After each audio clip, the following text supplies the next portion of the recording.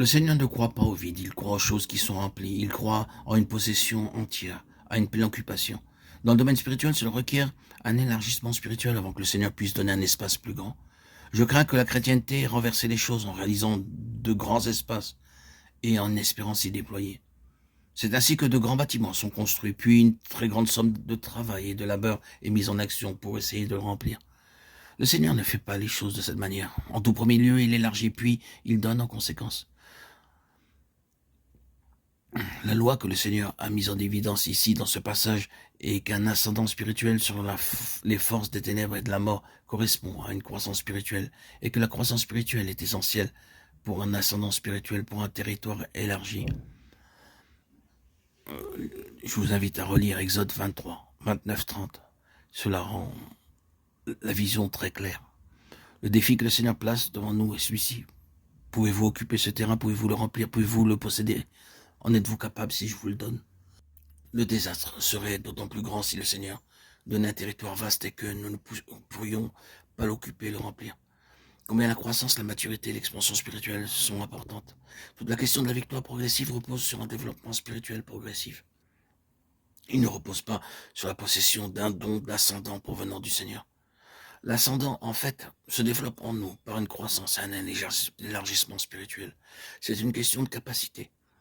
En conséquence, ceux qui connaissent le plus la victoire ne sont pas toujours ceux qui en parlent le plus, mais ceux qui sont passés à travers des expériences et des processus par lesquels ils ont été sur un plan spirituellement puissamment élargi en Christ.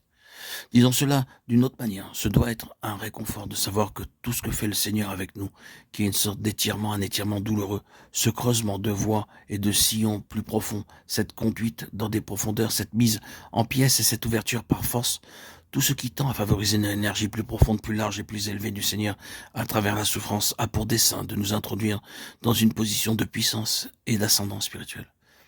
Ainsi, le pouvoir de l'ennemi devient plus faible parce que le pouvoir des saints devient plus grand par leur croissance dans la grâce et la connaissance de notre Seigneur et Sauveur Jésus-Christ. Le pouvoir des saints ne s'accroît que sur cette base. Nous devons être constitués pour le pouvoir, pour l'ascendant, pour la conquête. Il est tout à fait évident que s'il n'y a pas un arrière-plan spirituel adéquat à la vie de ceux qui portent des assauts contre l'ennemi, ils seront mis en pièces. Ils seront incapables de tenir devant lui. Cela requiert qu'ils soient compétents spirituellement, qu'ils possèdent des richesses spirituelles, un arrière-plan spirituel, une plénitude spirituelle pour tenir tête à l'ennemi et le forcer à quitter sa position. Il est important que nous reconnaissions cela. Il nous faut reconnaître un élargissement en vue de pouvoir occuper. Le Seigneur ne donnera rien autrement. Il est gouverné par une sagesse infinie dans la manière dont il agit avec nous. Je ne les chasserai pas en une seule année, loin de ta face. Je les chasserai peu à peu, loin de ta face, jusqu'à ce que tu augmentes en nombre. Exode chapitre 23, 29, 30.